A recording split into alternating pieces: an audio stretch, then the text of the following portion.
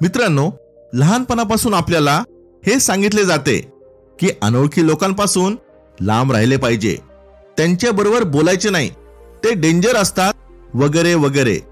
पण जर तुम्ही बारकाईने निरीक्षण केले तर तुम्हाला समजेल, तुमचा आज जो सर्वात चांगला मित्र आहे किंवा तुमची बायको असेल, नवरा असेल, आई वडील, आजी आजोबा असतील, हे एकेकाळी एकमेकांसाठी अनोळखीच होते. त्यामुळे अनोळखी लोक फार महत्वाची आहेत. आजच्या व्हिडिओमध्ये मी तुम्हाला 7 असे मार्ग सांगणार आहे ज्यामुळे तुम्ही अनोळखी व्यक्तीबरोबर दिलखुलास गप्पा मारू शकाल, त्यांच्याबद्दल गोष्टी जाणून घेऊ शकाल. त्याही पुढे जाऊन तुम्हाला इंटरेस्ट असेल तर त्यांच्याबरोबर चांगली मैत्री सुद्धा करू शकाल. चला तर मग आजच्या या महत्त्वपूर्ण व्हिडिओला सुरुवात करूया. नंबर 1, तुमचा पहिला शब्द सर्वात महत्त्वाचा आहे. कल्पना करा की तुम्ही बसची वाट पाहत आहात. बस यायला अजून बराच वेळ आहे. तुमच्या बाजूला एक अनोळखी व्यक्ती बसली आहे. तुम्हाला त्या व्यक्तीबरोबर बोलायची इच्छा आहे, पण तो पहिला शब्द तुमच्या गळ्यातच अडकला आहे. 10 प्रश्न तुमच्या मनात घोंगावत आहे. तुम्ही विचार करत असता, बोलू की नको बोलू? माझा सल्ला असेल, एकदाचे बोलून टाका. जास्तीत जास्त काय होईल, समोरचा परत तुमच्याबरोबर बोलणार नाही, पण तो आता तरी कुठे तुमच्याबरोबर बोलतोय. जसा एखादा खेळाडू पूर्ण एनर्जीने यश अपयशाची चिंता न करता मैदानात उतरतो, त्याच प्रकारे हिम्मत करा. चेहऱ्यावर एक स्मित हास्य ठेवून बोलून टाका. नमस्कार, हाय, हॅलो. जसे तुम्ही पहिला शब्द बोलून सुरू करता, बाकीचे संभाषण आपोआप पुढे सरकते. त्यामुळे तुमचा पहिला शब्द अत्यंत महत्त्वाचा आहे. नंबर 2, तुमच्या दोघांमध्ये समान गोष्टींचा शोध घ्या. तुम्ही जर कोणाला विचारले, तू कोणत्या शहरातून आहे?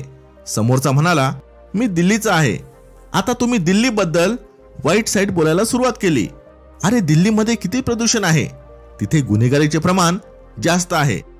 तुमच्या अशा नकारात्मक प्रतिक्रियेनंतर तुम्ही समोरच्याकडून काय अपेक्षा कराल? तो संभाषण पुढे घेऊन जाईल. त्यामुळे कोणत्याही संभाषणाला वादविवादाने सुरुवात करू नका.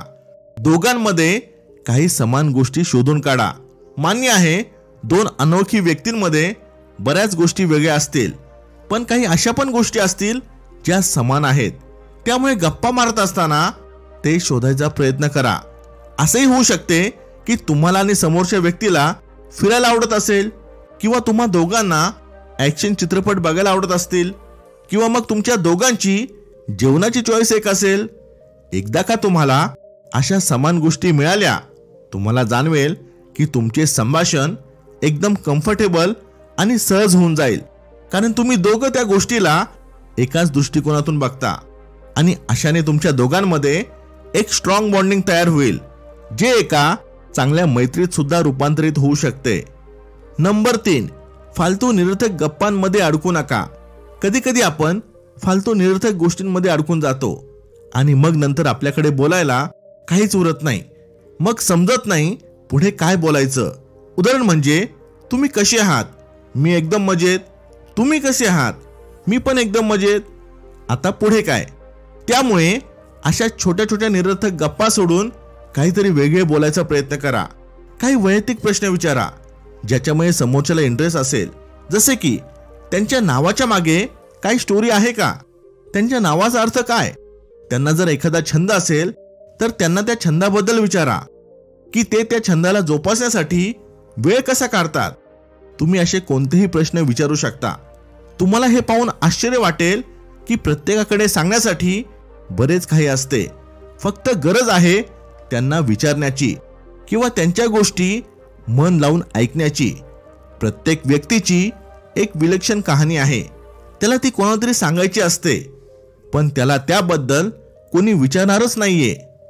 नंबर 4, थोडी हटके पण मनापासून प्रशंसा करा.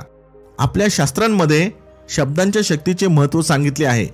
शब्दांमध्ये एवढी ताकद असते की ह्या शब्दांमुळे आपण एखाद्याचा अपमान करू शकतो किंवा एखाद्याला डोक्यावर सुद्धा घेऊ शकतो.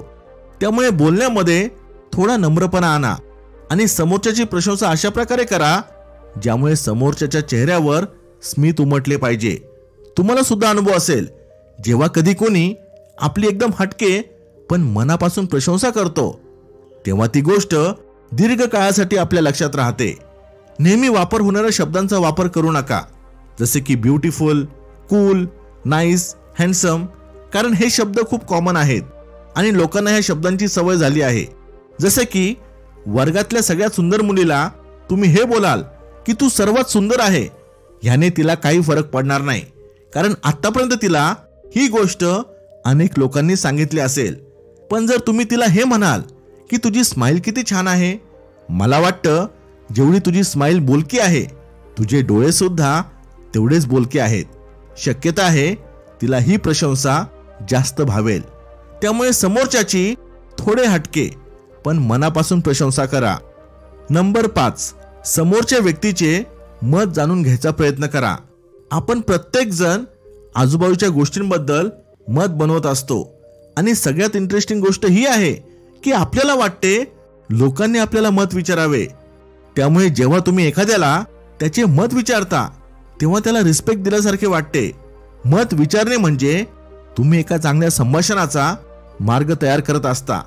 अचानक तुम्हाला हे जाणवेल की आतापर्यंत जो तुमच्यासाठी अनोळखी होता त्याला तुमच्याबरोबर गप्पा मारण्यात इंटरेस्ट यायला लागलाय. इथे काही लोक एक चूक करतात की ते लोकांना टेक्निकल गोष्टींबद्दल मत विचारायला लागतात. जेव्हा तुम्ही अचानक एखाद्याला शेअर मार्केटच्या ट्रेंडबद्दल विचाराल तर त्याला ते माहिती नसणारच आहे. त्याला खजील झाल्यासारखं वाटेल. त्याला असं वाटेल तुम्ही त्याची परीक्षा घेत आहात, त्याचा इंटरव्ह्यू घेत आहात. त्यामुळे समोरच्याला तुम्ही एवढे सोपे प्रश्न विचारा की त्याला उत्तर दिल्यानंतर असे वाटले पाहिजे की त्याने सिक्सर मारला आहे. आणि हे प्रश्न तुम्हाला समोरच्याच्या कोणत्या विषयामध्ये इंटरेस्ट आहे हे बघून विचारायचे आहे. जेव्हा त्याला हे जाणवेल की तुम्ही त्याच्या गोष्टींमध्ये इंटरेस्ट घेत आहात तेव्हा मग तो तुमच्यामध्ये इंटरेस्ट घ्यायला लागेल. आणि अजून एका गोष्टीची तुम्हाला काळजी घ्यायची आहे. जेव्हा तो त्याचे मत मांडत असेल तेव्हा त्याच्या सगळ्या गोष्टी मन लावून ऐका. उत्तर देण्यासाठी ऐकू नका, कारण गोष्टी फक्त ऐकणे आणि उत्तर देण्यासाठी ऐकणे दोन्हींमध्ये खूप फरक आहे. यातूनच आपला पुढचा मुद्दा येतो. नंबर 6, संभाषणादरम्यान पूर्णपणे वर्तमान काळात राहायचा प्रयत्न करा. कल्पना करा तुम्ही एखाद्याला एकदम आत्मीयतेने आपल्या खाजगी गोष्टी सांगत आहात, पण समोरचा फोनमध्ये बिझी आहे. तो फोनमध्ये पण बोलतोय आणि तुम्हाला म्हणतोय बोला बोला, मी तुमचे सुद्धा ऐकतोय. तुम्हीच सांगा तुम्हाला किती वाईट वाटेल. जेव्हा तुम्ही एखाद्याबरोबर बोलत असता तेव्हा तुम्ही एवढे तर नक्कीच करू शकता की सगळ्या गोष्टी बाजूला सारून वर्तमान काळात राहून त्यांचे बोलणे ऐकायचे आहे. आणि सगळ्यात महत्त्वाचे, नजरेला नजर देऊन बोलायचे आहे. कारण जेव्हा तुम्ही नजरेला नजर मिळवता तेव्हा तुम्ही समोरच्याची प्रत्येक गोष्ट फील करू शकता. नजर मिळवणे एवढे पॉवरफुल असते की 10 पैकी 9 वेळा समोरच्याचे लक्ष इकडे तिकडे भरकटत नाही. तुम्हाला सुद्धा आठवत असेल कॉलेजमध्ये प्रोफेसर जेव्हा तुमच्या नजरेला नजर मिळवून बोलायचे तेव्हा तुम्ही एकदम स्टॅच्यू होऊन त्यांचे बोलणे ऐकत होते. नंबर 7, छोट्या छोट्या गोष्टी लक्षात ठेवायचा प्रयत्न करा. मित्रांनो, हा खूपच इंटरेस्टिंग मुद्दा आहे. जेव्हा तुम्ही एखाद्याला पहिल्यांदा भेटता तेव्हा तो तुम्हाला अनेक छोट्या छोट्या गोष्टी सांगत असतो, तेव्हा त्यातल्या काही गोष्टी लक्षात ठेवायचा प्रयत्न करा. काही लोक तर 10 वेळा भेटल्यानंतर सुद्धा म्हणतात, अरे तुझे नाव काय आहे, काहीतरी र वरून आहे ना. समोरच्याला किती वाईट वाटत असेल. पण समजा तुम्ही दुसऱ्या भेटीतच त्या व्यक्तीला नावाने हाक मारता आणि त्याच्या छोट्या छोट्या गोष्टी लक्षात ठेवत असाल, जसे की तो कोणत्या शहरातून आहे, तो कोणत्या पदावर आहे, तुम्ही कल्पना सुद्धा करू शकणार नाही त्याला किती स्पेशल आणि इम्पॉर्टंट वाटेल. त्यामुळे आपल्या बुद्धीला चालना द्या. समोरच्या गोष्टी लक्षात ठेवायचा प्रयत्न करा. असे केल्याने त्याला वाटते तुम्हाला त्याची काळजी आहे. मित्रांनो, ह्या होत्या त्या 7 गोष्टी ज्याचा वापर करून तुम्ही कोणत्याही अनोळखी व्यक्तीबरोबर संभाषण चालू करू शकता, त्याच्याबरोबर चांगली मैत्री करू शकता. इथपर्यंत व्हिडिओ पाहत असाल तर लाईक करायला विसरू नका. Thanks for watching. Stay blessed.